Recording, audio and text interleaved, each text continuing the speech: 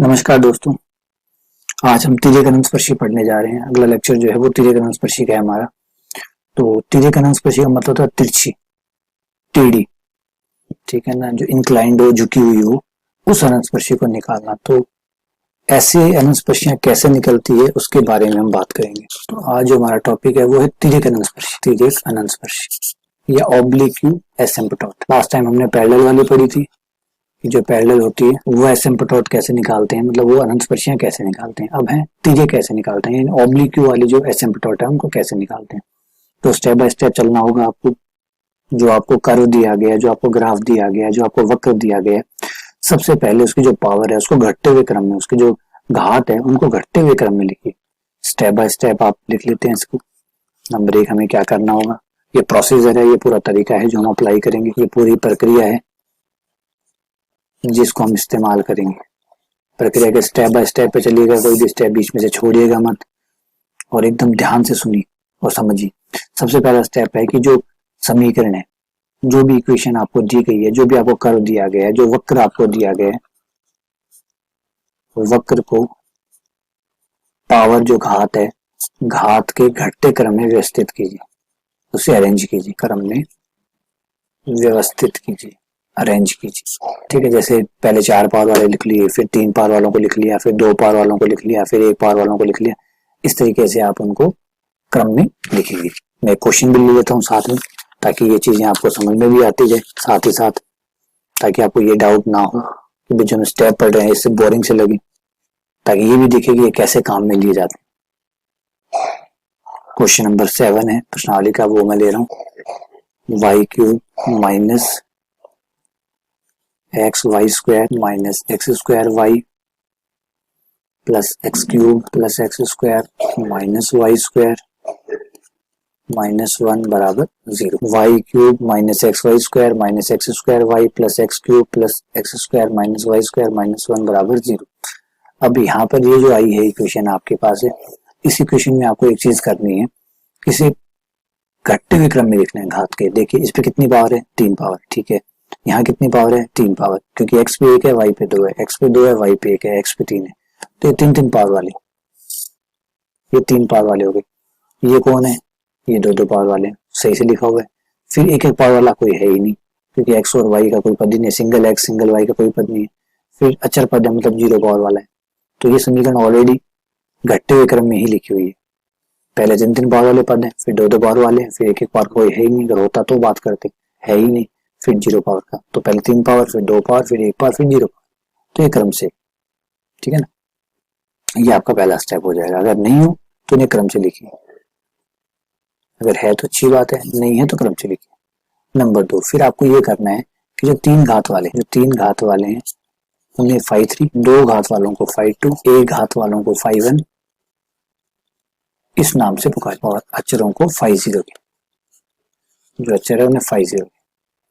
जैसे हमारे सवाल में देखिए, हमारे सवाल में ये है कि ये 3 घात वाले, इनको आप phi 3 कहेंगे, 2 घात वालों को आप phi 2 कहेंगे, 1 घात वाले कोई है नहीं, है ना, है नहीं, phi 1 कोई भी नहीं है, phi 0 0 घात वाले मतलब अचर पद वालों। इस तरीके से आप नाम देंगे, और सिर्फ नाम नहीं देंगे, आप इन्हें अलग अलग करेंगे। phi 3, phi 2, phi 1, phi 0 को x बराबर 1, y बराबर m रखकर अलग अलग करें। तो इन्हें अलग अलग और भी करना है आपको ऐसे। ये देखिए, ये 3 पावर वाले ना, इनको आप अलग कर लीजिए। phi 3 नाम रहेगा इनका m इसलिए कह रहे हैं क्योंकि हम x की जगह तो 1 रख देंगे, y की जगह m रख देंगे, तो सब कुछ m में ही आएगा। y की जगह m, x की जगह 1, x की जगह 1, y की जगह m, x की जगह 1, 3 पावर वालों में phi 3 बना रहे हैं ना, तो सिर्फ 3 पावर वालों में, ये हो गया 3 पावर वाले, ये 3 पावर वाले। अब 3 पावर वालों के बाद में आपको यही प्रक्रिया 2 पावर वालों के साथ भी दोहरानी है। 2 घात वाले भी आ जाओगे, phi 2m,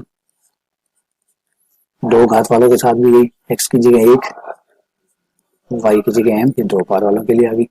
अब 1 पावर वालों के लिए आ जाओ, 1 पावर वाला भाई कोई है ही नहीं है तो कोई बात नहीं, हमको जबरदस्ती थोड़ी करेंगे, नहीं है तो ना सही 0। जीरो पावर वाला भी है क्या कोई?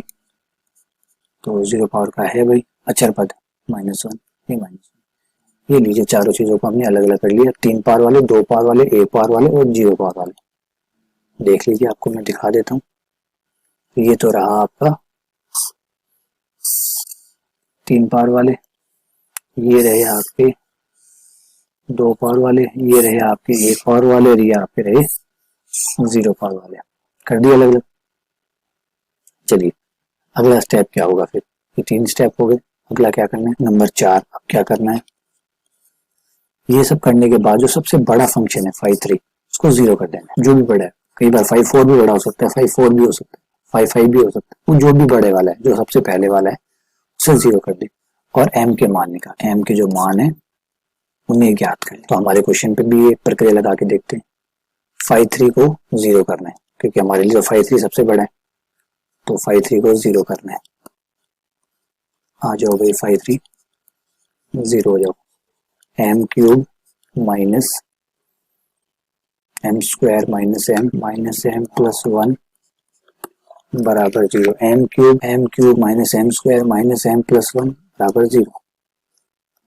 m square common, m minus 1 common, m minus 1 common, m square minus 1 बराबर 0। m माइनस 1 इसके दो टुकड़े जाएंगे, m माइनस 1 m प्लस 1। यहाँ आपको m के 3 मान मिल जाएंगे। इससे तो आपको m बराबर 1, इससे भी आपको m बराबर 1, इससे आपको m बराबर -1, जिसमें से दो मान सेम आ गए। दो m के मान समान है, बराबर है, और यहाँ m के मान भिन्न है। एक m का मान अलग है, इससे फर्क पड़ेगा। अभी अगला स्टेप जो आपको दिखाऊंगा उसमें आपको फर्क पड़ेगा कि जब समान मान आते हैं तो थोड़ा अलग तरीका अपनाते हैं, और जब भिन्न मान आते हैं उसके लिए थोड़ा अलग तरीका अपनाते हैं। आगे का जो स्टेप है उसमें फर्क पड़ता है। नंबर 5। अब यहाँ से 5 से m के मान समान है, m के मान यदि समान है तो ये लगाओ। ये फॉर्मूला जो भी लिखने जा रहा हूँ इसको यूज करना है आपको। जिन पे m के मान, जो m के मान समान आए हैं उनके लिए, जो अलग आए हैं उनके लिए अलग है। 5 3 double dash c square c 5 2 dash plus 5 1 बराबर 0। ये जो m के मान समान है उनके लिए 1/2 c स्क्वायर 5 3 डबल डैश का मतलब 2 बार अवकलन, 5 2 डैश का मतलब 1 बार अवकलन, और 5 1 बराबर 0। तो ये आपको लगाना है। तो आइए यहाँ पे अप्लाई करते हैं। जो m के मान समान आए हैं उनके लिए, तो m के ये दो मान समान आए हैं इनके लिए 1/2 c स्क्वायर 5 3 का डबल डैश प्लस c 5 2 का 1 बार डैश प्लस 5 1 बराबर 0। तो 1/2 c स्क्वायर 5 3 डबल डैश, 5 3 का 2 बार अवकलन करके आ जाइए। ये 5 3 था, इसका 2 बार अवकलन कर लीजिए। पहली बार करूंगा m के सापेक्ष, क्योंकि 2 बार करने के लिए एक बार करना होता है, तो 2 बार करें ना, एक साथ तो 2 बार होता नहीं, एक ही बार करना पड़ता है 2 बार। तो m क्यूब का पहली बार करेंगे तो ये हो जाएगा 3m स्क्वायर माइनस का 2m माइनस का 1। फिर से अगर एक बार और कर देते हैं तो एक बार और करते हो जाएगा 6m माइनस का 2। ये हो गया। 5 2 का भी हमें एक अवकलन चाहिए होगा, 5 2 डैश कर दीजिए। इसका एक बार करते ही हो गया 0, ये हो गया माइनस का 2 है, जो कि आ गया माइनस का 2 है। 6m माइनस 2 माइनस 2m कर दीजिए। 6m माइनस 2, ये माइनस 2 है, माइनस का 2 है, प्लस 5 1 कोई है ही नहीं क्योंकि 0 है। ये हो गया। अब m का मान रख दीजिए। m कौन था, कितना था? समान मानों के लिए m कितना था? जो समान मान है उनके लिए m बराबर 1 है। m का मान 1 रख दीजिए। m बराबर 1 पर m का मान 1 रखते ही 1/2 c स्क्वायर 6m माइनस 2, जो कि हो गया 4, प्लस माइनस का 2c बराबर 0। 4 से 2 कैंसिल, ये 2 आ गया। 2c कॉमन ले लीजिए, c माइनस 1 बराबर 0, और c का मान निकल जाएगा। एक तो c का मान 0 आ गया और दूसरा c का मान 1 आ गया। c बराबर 0, c बराबर, ये लीजिए 2c के मान आ गए। 2m के लिए 2c आ गया। 1m बराबर 1 के लिए c बराबर 0। बाद में काम आएंगे ये मान। 1m बराबर 1 के लिए c बराबर 1। चलिए अब जो m का मान अलग है उसके लिए आते हैं। जब m का मान अलग हो उसके लिए स्टेप ये है नंबर 6, m के भिन्न मान के लिए, जो अलग मान है भिन्न मान के लिए आप ये फॉर्मूला लगाएंगे, c बराबर minus five three dash sorry minus five two upon five three dash, five two का मान रख दीजिए सवाल में। चलिए m के भिन्न मान के लिए, जो अलग मान आया उसके लिए m का एक मान अलग भी आया जो कि -1 है, उस अलग मान के लिए c बराबर माइनस फाइव टू बटा five three dash, five two का मान है 1 minus m square, five three dash एक बार आउटलाइन वाला मान ये five three dash 3m square minus 2m minus 3m square minus 2m minus, ये मान रख दिए, m का मान -1 रख दीजिए और c निकालिए, तो c बराबर आ जाएगा m का मान 1 रखने पर 1 का स्क्वायर 1 हो जाएगा, 3 माइनस माइनस प्लस 2 माइनस 1, ऊपर 0 आ गया, नीचे 5 माइनस 1 4 आ गया, 0 में 4 का भाग गया 0, c का मान 0।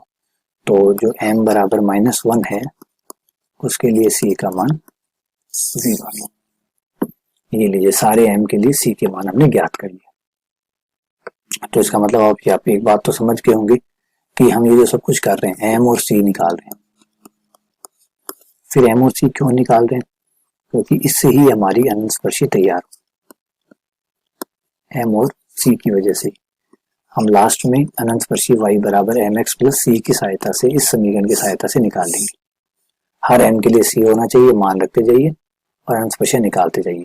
तो चलिए हमारे पास 3 m थे, सबसे पहला m था 1 जिसके लिए c का मान 0 आया था, फिर m बराबर 1 जिसके लिए c बराबर 1 आया था, याद कर लीजिए गोले बनाए हुए मैंने, m बराबर 1 के लिए c बराबर 0, m बराबर 1 के लिए c बराबर 1 और m बराबर -1 के लिए c बराबर 0। तीसरा था m बराबर -1 के लिए c बराबर 0। सबको इस समीकरण में ही रखना है y बराबर mx प्लस c में। पहले इसे पुट कर दीजिए इसमें, फिर इसे कर दीजिए और फिर इसे कर दीजिए, तीनों अनंत स्पर्शियां आपको मिल जाएंगी। तो पहली अनंत स्पर्शी तो आपको यहाँ से मिल गई y बराबर ये वाली, m का मान 1 c का मान 0, तो पहली अनंत स्पर्शी आपके पास आ गई y बराबर x। दूसरी अनंत स्पर्शी आपको इससे मिल जाएगी y बराबर x प्लस 1, ये सेकंड अनंत स्पर्शी आ गई। थर्ड अनंत स्पर्शी जब आप इसमें रखेंगे तो ये हो जाएगी y बराबर m का मान -1 c का मान 0, तो y बराबर -x, ये तीसरी अनंत स्पर्शी आ गई। तो उम्मीद करता हूँ ये आपका आइडिया समझ में आ गया होगा। चलिए मैं आपको उसको थोड़ा सा चित्र की सहायता से और समझाता हूँ ताकि और अच्छा समझ में आ जाए आप। तो देखिए ये ग्राफ कुछ ऐसा नजर आएगा, इस तरीके का चलता जा रहा है, उधर जा रहा है, ये देखिए ये चलता जा रहा है, इसकी भी शाखाएं चल रही है, देखो ये 2 शाखाएं इधर चलती जा रही है इसकी, और जितना इसको जूम करेंगे उतना आप इसको बारीकी से देख सकते हैं। ये देखिए ये चलती जा रही है 2 शाखाएं। तो ये जो ग्राफ है ये कुछ ऐसा ग्राफ है, ठीक है। अब मैं इसके अनंत स्पर्शियां दिखाता हूँ आपको 1 बाय 1 करके। पहली अनंत स्पर्शी दिखाता हूँ y बराबर x, ये देखिए ये जो रेड कलर वाली है ये y बराबर x अनंत स्पर्शी है, और ये देखिए चलती जा रही है इसकी शाखा के साथ। ये देखिए ये देखिए जूम करके दिखाता हूँ आपको, ये देखिए ये ब्लैक ग्राफ के साथ साथ, जो ब्लैक ग्राफ है उसके साथ ये जो रेड वाली चल रही है ये y बराबर x वाली अनंत स्पर्शी है, और इस तरफ भी चलती जाएगी और उस तरफ भी चलती जाएगी, दोनों तरफ ग्राफ इसके साथ साथ चलता रहेगा। ये देखिए दिख रहा है आपको, ये शाखा इसके साथ साथ चलती जा रही है, ये रेड ग्राफ ये ब्लैक ग्राफ, ये दोनों एक साथ चल रहे हैं। तो एक अनंत स्पर्शी हो गई y बराबर x।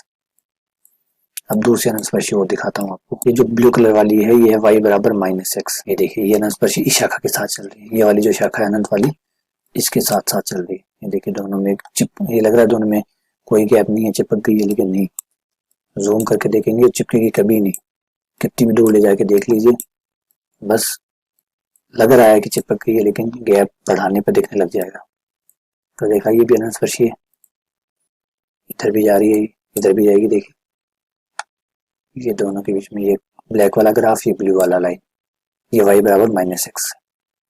तीसरी अनंत स्पर्शी और देखिए, अब ये जो ग्रीन वाली है ये तीसरी अनंत स्पर्शी है, ये देखिए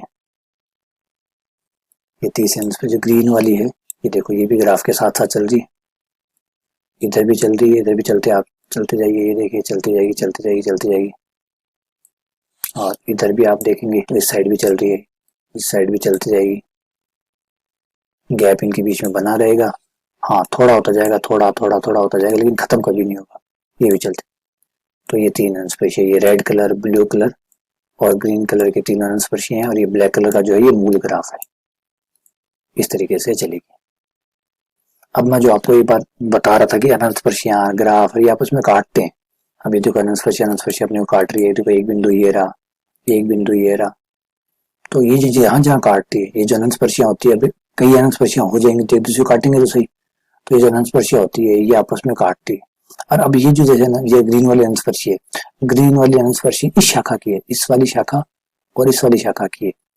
तो कई बार क्या होता है कि जिस शाखा की अनंतस्पर्शी होती है उसे तो नहीं काटती, लेकिन दूसरी शाखाओं को काट देती, जो और शाखाएं हैं उनको काटती है। अभी ग्राफ आप आगे आएंगे, मैं दिखाऊंगा आपको कि अनंतस्पर्शी जो होती है वो खाली एक शाखा के लिए होती है।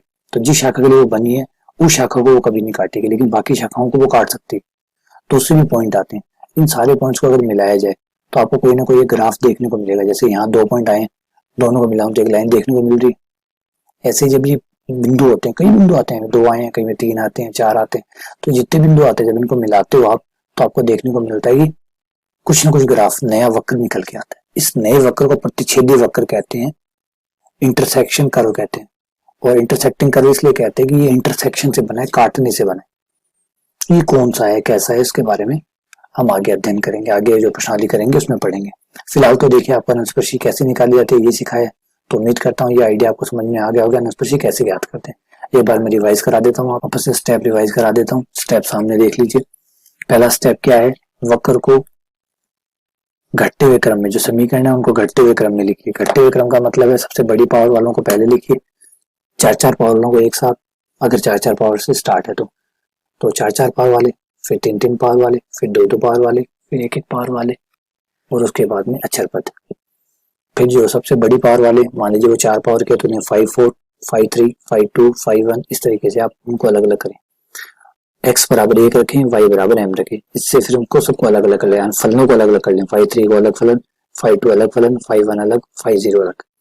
फिर जो सबसे बड़ा है, सबसे बड़े का मतलब यहाँ 5-3 था मेरे लिए, हो सकता है किसी सवाल में 5-4, तो जो सबसे बड़ा है उसको 0 कर दीजिए, बराबर में 0 रख के उस फलन को m के मान निकाल लीजिए।